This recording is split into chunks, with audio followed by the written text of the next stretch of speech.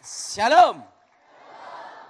Suatu kali saya dipanggil sama Danjen Kopassus. Waktu itu saya datang ke tempat di jantung, dia bertanya sama saya, Pak Daud, apakah ilmu hitam itu ada? Kalau memang ilmu hitam itu ada, tolong buktikan keberadaan ilmu hitam itu. Di situ saya bingung, kalau saya tunjukkan ilmu hitam berarti saya praktek lagi, betul? Tetapi kalau tidak tunjukkan, dia berkata, mana buktinya? Kalau kita bicara dengan kopral itu lebih mudah. Tapi kalau ngomong sama jenderal, hati-hati, betul? Apa yang terjadi? Waktu saya doa sama Tuhan, tiba-tiba ada cahaya cepat berjalan. Set, saya doa dalam nama Yesus. Langsung cahaya itu berubah jadi paku. Langsung saya jatuh langsung. Di depan jenderal ini, langsung dia gini. Pak Daud, apa ini? Ini santet. Siapa pengirimnya? Alamat di sini, jalan di sini, namanya ini. Kok tahu Pak Daud? Bekas tukang santetnya.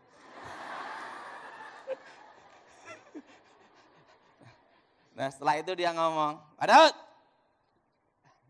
saya lihat data Anda, saya tahu kamu keturunan terakhir dari si setan kober pembunuh tercepat. Dan kamu hanya bisa dikalahkan oleh pendeta Gilbert Lumaindong. Karena itu negara memerlukan Anda dan saat ini Anda diminta untuk menjaga presiden. Saya diminta menjaga presiden tidak terlalu lama. Itu tahun 2004 sampai 2014. Saya 10 tahun menjaga presiden SBY. Nah, dan selama saya tugas, saya selalu berhasil karena bantuan doa Pak Gilbert.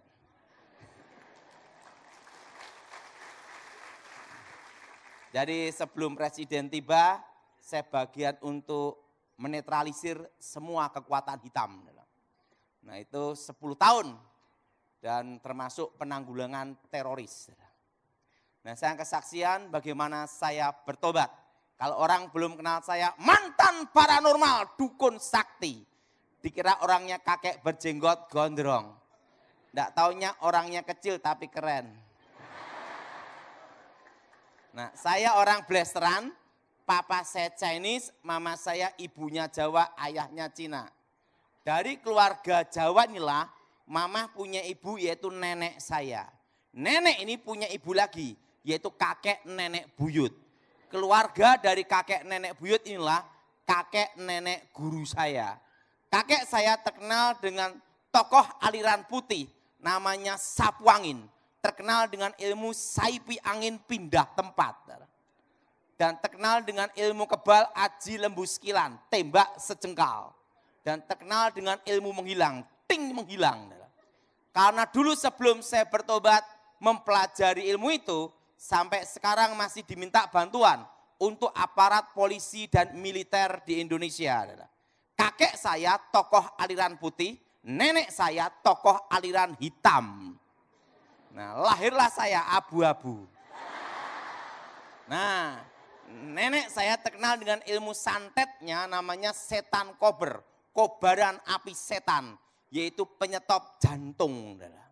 Nah, kakek nenek buyut saya mengalami susah mati kalau ilmunya tidak diturunkan.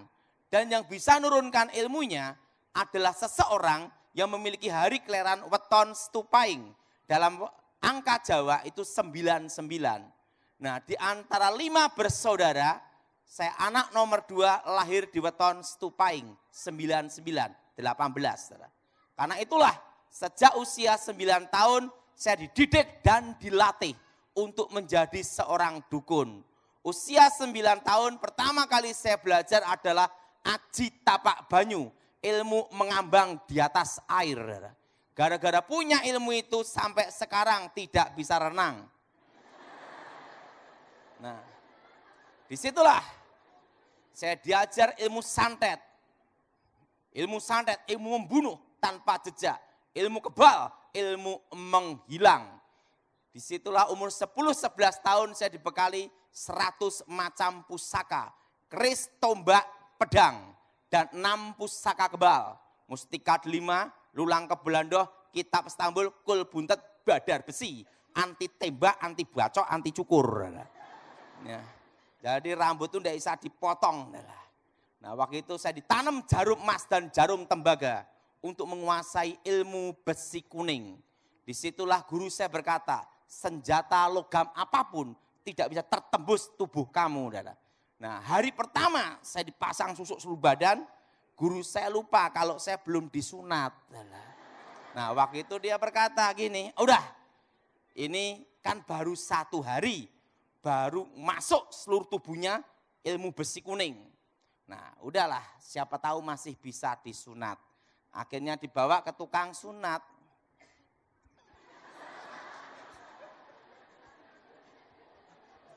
Tukang sunatnya gini, kebal. Dari seluruh badan semua kebal senjata. Nah, mau potong rambut pun juga susah. Kenapa? Jadi harus mantra dulu, guru saya netralisir dulu baru bisa kepotong. Karena kebal semua. Nah, di situ guru saya berkata, ada 2 jalan yang harus kamu pilih salah satu. Kalau kamu mau jadi orang baik, jadilah baik sekalian. Tapi kalau kamu jadi seorang penjahat, jadilah penjahat kelak. Bila perlu di akhirat, jadilah rajanya para penjahat. Guru, saya mau jadi orang baik.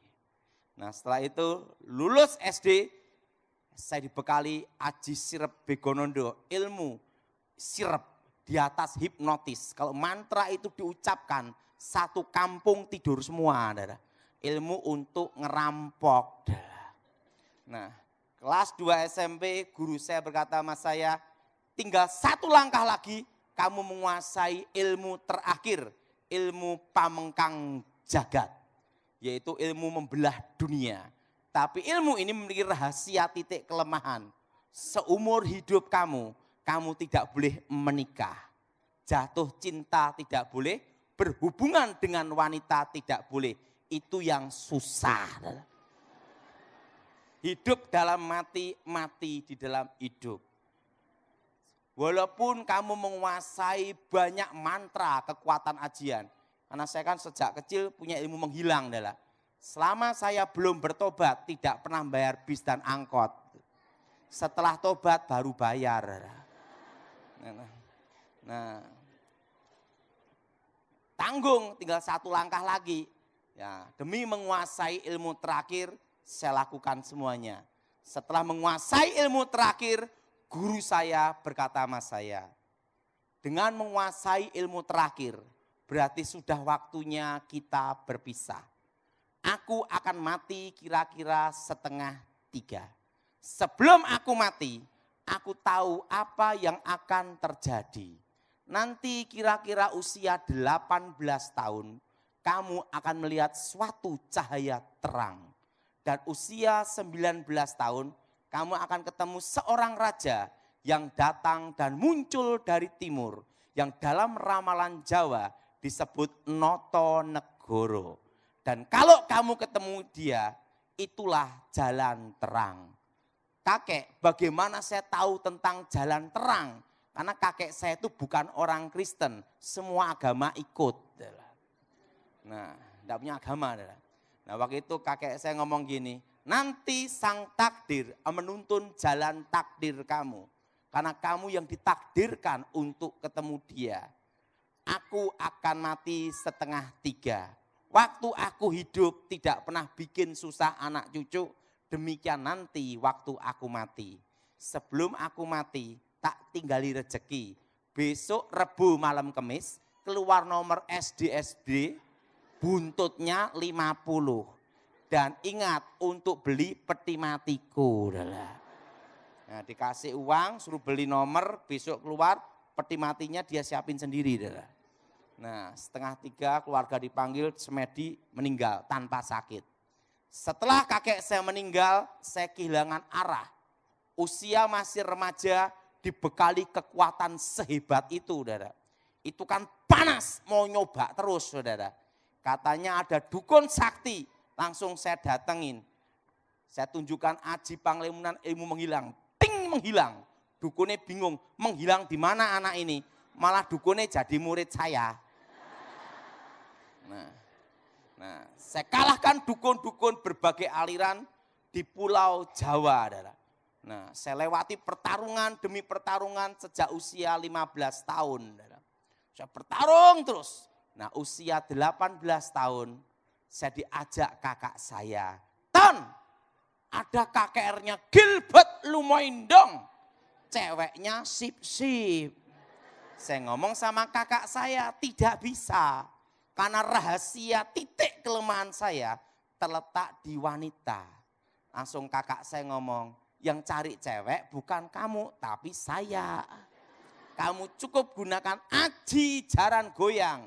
Teko gendeng mulih ngengkleng. Datang sinting pulang edan. Kalau mantra itu diucapkan, itu kena seseorang 15 tahun susah lepas. Kecuali tahu rahasia kelemahannya. Nah akhirnya saya ikut KKR. Duduk di belakang. Tujuannya untuk cari cewek. Untuk kakak saya, enggak mungkin saya nyari yang gini. Pasti cari yang cantik kan gitu dah. Nah, saya datang ke KKR, duduk di belakang, ngeliatin gini-gini. Tiba-tiba pendeta Gilbert khotbah. Orang Kristen enggak bisa disantet, tidak bisa dimantrai. Dari belakang saya berkata, ini pendeta gemuk nantang orang ini dah. Nah, waktu itu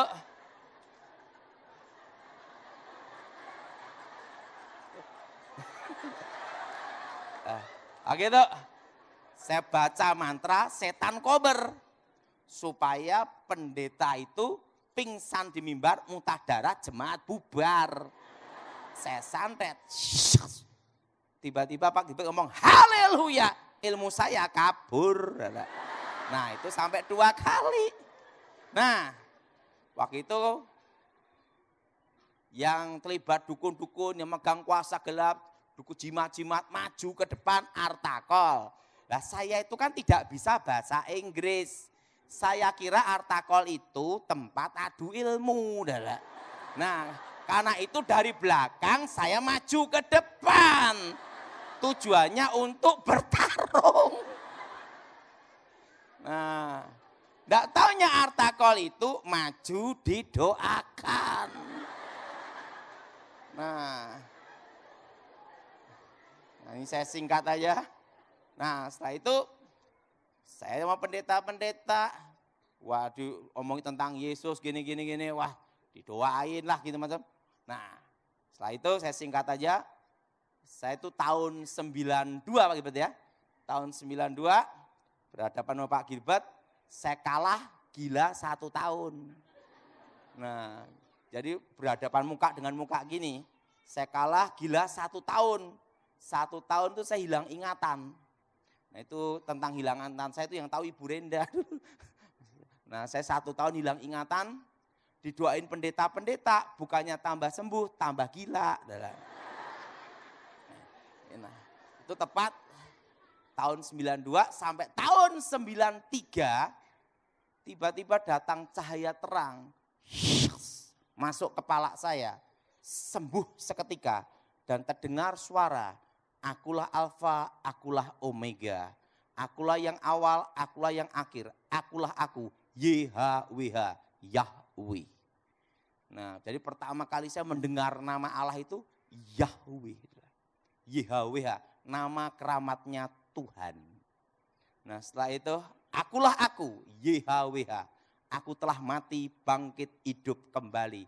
Akulah aku, Yahweh. Saya ketemu Yesus sendiri tahun 93. Nah, saya tidak bisa lihat wajahnya terang benderang. Dan dia berkata apa? Sebelum dunia dijadikan, aku sudah mengenalmu dan menentukanmu. Nah, saya kaget saya. Nah, sebelum dunia dijadikan, aku sudah mengenalmu dan menentukanmu. Aku telah mati, bangkit, hidup kembali. Akulah Yesua Hamasyah. Langsung tunjukkan lubang pakunya ada di sini. Saya bingung karena selama gambar-gambar kan selalu di sini. Betul?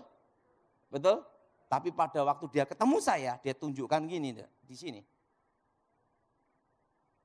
Nah, di situ saya bertobat.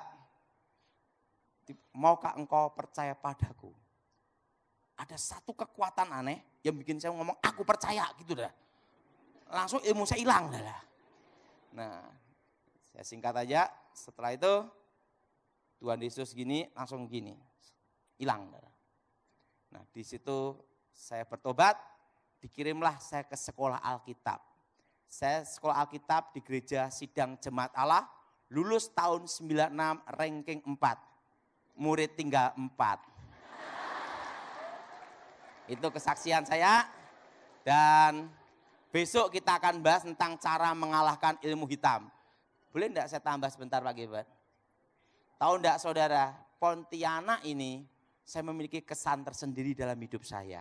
Kenapa? Tahun 93 saya baru bertobat, sembuh dari hilang ingatan, baru 1 bulan sembuh. Saya langsung sekolah Alkitab. Sama sekolah Alkitab, gereja Sidang Jemaat Allah, Pendeta Pontas Pardede, saya dikirim di pedalaman. Baru bertobat. Saya masih ingat, saya dari Solo ke Semarang, naik kapal Binaya. Nah, itu tahun 93, baru bertobat, baru sembuh. Baru sembuh sebulan. Nah itu dikirim ke sini. Dan saya masih ingat itu kapal barang. Di situ ada bebek, ayam kumpul jadi satu. Nah saya ada di kapal itu. 2 malam saya masih ingat. Nyampe mabok. Saudara. Setelah itu dari Pontianak saya menuju Singkawang. Nah waktu itu di perjalanan Tuhan bicara sama saya jelas sekali. Yaitu kalau Tuhan menekuk langit melangkah ke bumi. Saya kaget apa artinya itu. Saya baru bertobat ya. Menekuk langit melangkah ke bumi. Artinya apa? Di jalan di angkot itu saudara. Nah sampailah saya di Singkawang. Di jalan pokoknya di pasar ikan. Gereja Sidang Jemaat Allah namanya Pendeta Matius Mau. Nah, waktu itu saya doa di situ. Saya kira saya ada di Singkawang. Enggak taunya apa? Saya diutus di pedalaman. Waktu itu saya masih ingat itu di daerah Sedane, Sinapit, Sejaro. Dan itu ada daerah atas lagi namanya Songkong. Pernah dengar? Nah, coba yang pernah tahu itu angkat tangan. Nah, tahu ya? Wah, di situ dikasih tahu banyak ilmu hitamnya. Dan di situ katanya ada suku ada yang masih kanibal. Orang makan orang. Dan waktu itu ada budaya Kayau menggal kepala. Yang tahu suku itu angkat tangan coba. Tinggi-tinggi yang tahu suku itu. Wah, ada ya. Saya ada di situ Pak Pendeta. Apa yang terjadi? Saya 1 malam jalan kaki. Waktu 1 malam jalan kaki, itu tidak boleh pakai benda penerang. Jadi saya hanya merayap gini toh. Nah waktu itu saudara 1 malam jalan kaki.